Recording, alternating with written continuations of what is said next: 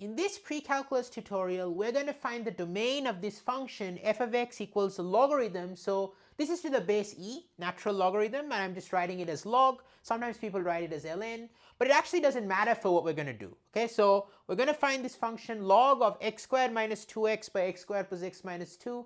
What is the domain of this function? And it's a step-by-step walkthrough. I'm a professional mathematician. I'm going to show you how to do this problem. And so let's just dive into what is the process. Okay, so in math, it's always good to split everything up into the core principles. So for logarithm, what we want is what is inside the logarithm should be positive. Okay, that's very important. It cannot be 0 or negative. You cannot take the logarithm of a negative number, and you cannot take the logarithm of 0. So we want to find out when this expression inside is a positive number. That's step one. That's always step one when you're finding the domain and you have a logarithm. You need to understand that the input should be a positive number. Now once you've understood that, we now need to figure out when this ratio is a positive number. So we need to determine when x squared minus 2x divided by x squared plus x minus 2 is positive. Okay, so we need to solve this inequality, and solving inequalities is very similar to solving a corresponding equation. And when you want to solve an equation, you want to sort of factor things. Okay, so let's just try to factor both top and bottom and see what happens, and then we're going to try to get what this inequality, what the solution would be. So to factor, in the top we can just see x factors out. Okay, you don't have a constant term, so you can write it as x squared minus 2x is going to equal to x times x minus 2. Okay, that's factoring the top. And for factoring the bottom, you've got x squared plus x minus 2. So how do we factor the bottom, x squared plus x minus 2? Well, we just write it out, x squared plus x minus 2. So again, you know, the principle with factoring quadratics is we want to find two numbers that add up to 1. Okay, 1 is the coefficient of x. Two numbers that add up to 1 and multiply to be minus 2. And how that works is you just sort of see that x squared plus 2x minus x minus 2. So 2 times minus 1 is minus 2. These are the coefficients. This is minus 1. This is 2. 2 times minus 1 is minus 2. 2 minus 1 is 1. So you get that decomposition, and now you can just factor. Okay, so you get x times x plus 2 minus 1 times x plus 2. And that's going to be our factoring, and now we get a common x plus 2, so we can then write this as x minus 1 times x plus 2. Okay, so this is going to get really fun now. So we've actually factored it, and if you're enjoying so far, don't forget to smash that like button and use the hype feature. If you're watching within the first 7 days, you can just click on the hype button, and that really helps disseminate this content. I really love helping people and creating this fun math content, and the small action you do there, you know, just completely for free, just like this content is, really helps to reach a lot of people and help them out as well. So we've got this expression, and now we can write this out. So I'm just going to write out this expression here. This is going to be x times x minus 2 divided by x minus 1 times x plus 2. So contrary to some kinds of problems, you can't cancel anything out. We've got an x minus 2 and an x plus 2, but now we can try to figure out when this is greater than 0. So I'm just going to do that over there. All right, so the way to determine when this is greater than 0 is to look at each factor individually and figure out when its sign is positive or negative, and then draw a sign chart. Okay, so if you aren't familiar with sign charts, we're going to do it very nicely here. So we first observe, okay, that aside from saying this should be positive, of course this should be well defined. Okay, so we want to look at when the denominator is equal to 0. Those are cases where we cannot divide by 0. Okay, you cannot divide by 0, cannot take the logarithm of a number that's 0 or negative, and I'll briefly explain those two principles at the end as well. Okay, so watch till the end. If you want to just refresh why that's the case, I'll make sure to do that.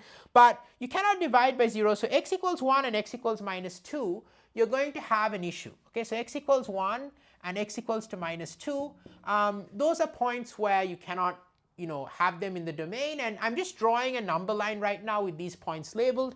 And similarly, when x is 0 and x is 2, you know, this expression is 0 because the top is 0, and you cannot take the log of 0.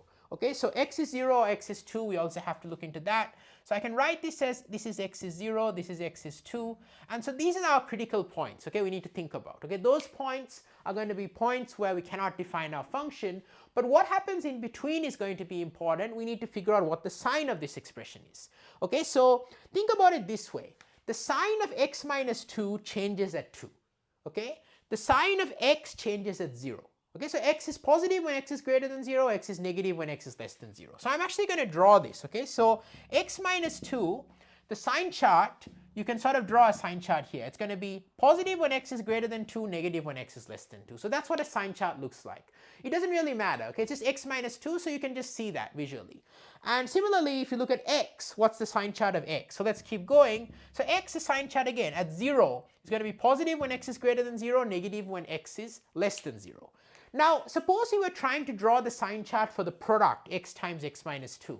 So what we would do is for the product x times x minus 2, we'd again draw the number line and we draw 0 and 2, but now we think about it carefully and you can visualize it as follows.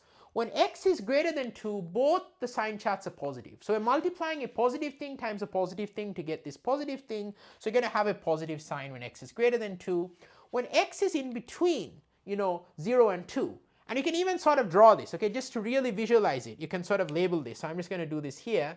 So this I'm going to put as a 2, this I'm going to put as a 0, and you have the same, it doesn't really matter for each individual chart. You're going to have minus, minus, plus, and here you're going to have, I'm just going to write this out here, it's going to be plus, plus, okay? But you can literally multiply out the signs. When x is greater than 2, it's plus times plus. When x is between 0 and 2, it's minus times plus, so it's minus. Okay, so here it's going to be minus. When x is less than 0, it's going to be minus times minus, which is plus. But another way you can think of this, which I think is convenient, instead of actually multiplying out, is just the sign is going to change every time you cross one of these critical points, when you cross 2 or 0. Because we know that x minus 2 times x, we know that one factor is going to change sign when you cross either 2 or 0. And so the whole product is also going to change sign, because the other factor is not going to change sign.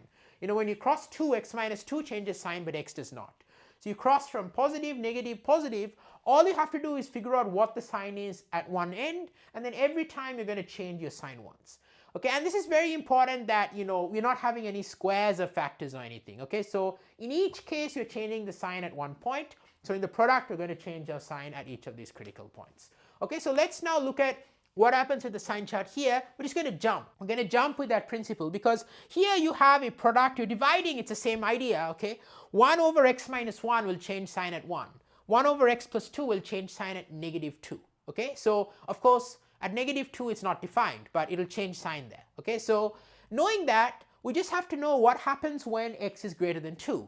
When x is greater than 2, all these factors are positive. X minus 1 is positive, x plus 2 is positive, x is positive, and x minus 2 is positive. So when x is greater than 2, you have a positive, and then every time you cross one of these points, you're going to change signs. You're going to go positive, negative, positive, negative, positive. See how easy that was once we just understood the principle?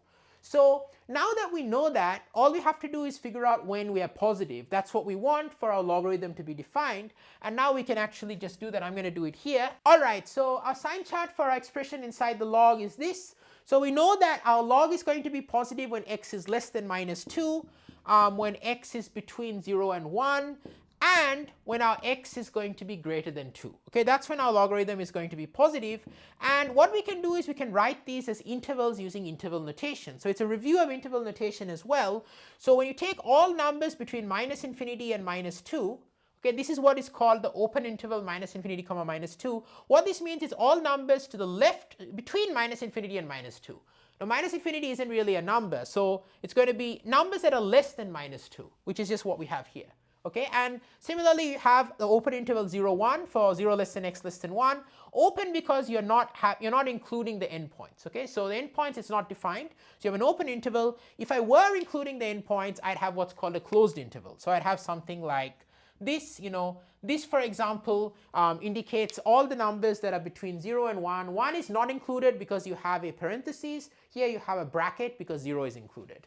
So you have 0, 1, and here you have 2, infinity. Okay, so 2, infinity, that's going to be the totality of the domain. So to find the domain, we can just write this as minus infinity minus 2, union 0, 1, union 2, infinity. And what union means is just you're combining them. This U symbol just means you're combining all these pieces, and that's the domain of the function. So we broke that up into steps, and I hope you loved that tutorial on finding the domain. And just a couple of quick points is just to kind of explain it, is why the logarithm is only defined for positive numbers and why you cannot divide by 0. I'll just briefly explain that just to reinforce this, okay, really master this concept. So first of all, if you're taking log, okay, if you're taking like log, this is to the base. Sometimes people write it as ln, I'm writing it as log. In math, if you just see log without any base, It's assumed, in calculus or pre-calculus that you're taking to the base e, but here we have just ln or log. So if you have for example, log of 7, right?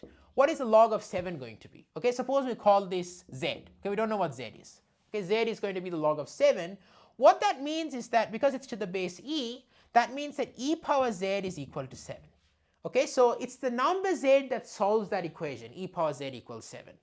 Now, the point is that if you have log of a negative number, okay, log of -2, and you call that z, well, you now need to say that you need to solve the equation e power z equals -2.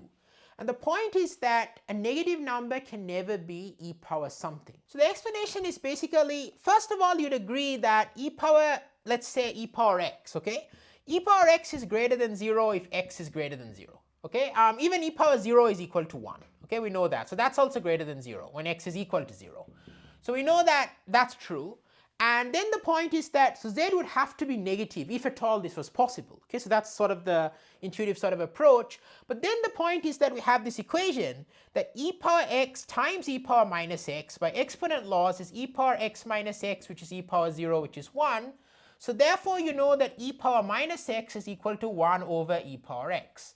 And here the point is that that shows that when x is at least 0, when x is positive, e power minus x is also positive because it's 1 over a positive number.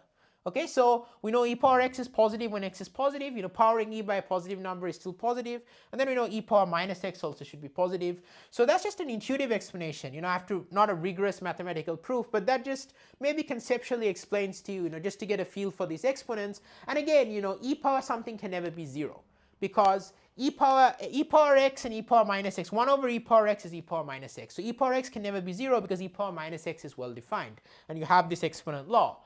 So finally, why can't you divide a number by 0? So therefore that shows that you cannot take the logarithm of a negative number or 0 because there would not be any solution. There would not be any real number that makes this equation make sense. And finally, why can't you divide by 0? Well, you can't divide by 0. Again, this is just a sort of a nice example, just 7 over 0, for example. Why can't you make sense of this? Well, whatever this is, right? What could this be? Whatever it is, let's call it question mark, we would have to say that 7 is equal to question mark times 0. But anything times 0 is 0. Okay, so there is no number that you can multiply with 0 to get 7, so you cannot divide by 0. So these are just standard mathematical laws, and that's how we're building on to actually solve a problem like this.